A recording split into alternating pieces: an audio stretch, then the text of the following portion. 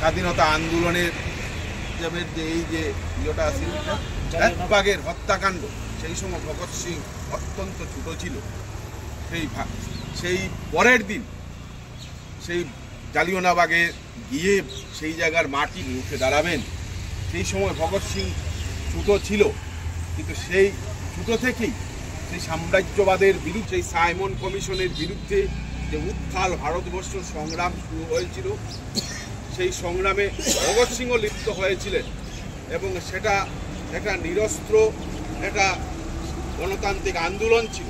সেই আন্দোলনে British সাম্রাজ্যবাদের police আজকে যেভাবে আমরা দেখতে পাই সামিল হই, সেই জায়গায় রাশিয়ার বুকে নূতন সমাজ ব্যবস্থা গড়ে উঠেছিল এবং সেটার প্রভাবিত হয়েছিলেন ভগৎ সিং।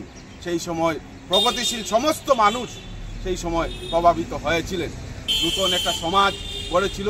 রবীন্দ্রনাথ পর্যন্ত সেই রাশিয়ার সমাজতান্ত্রিক সমাজ ব্যবস্থার জয়গান গেয়েছিলেন।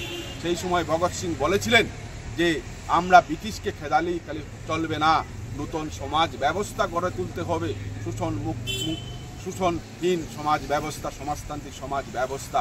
সেই জায়গায় ভগৎ সিংয়ের সেই বলিষ্ঠ দীপ্ত ভাব আজও পূরণ হয়নি, সেই আহ্বান আজও পূরণ হয়নি।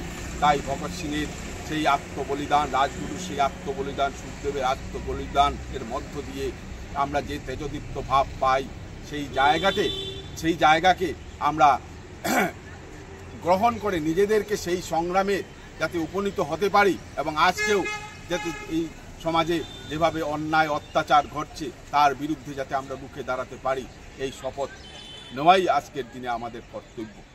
এই বলে আমার বক্তব্য শেষ।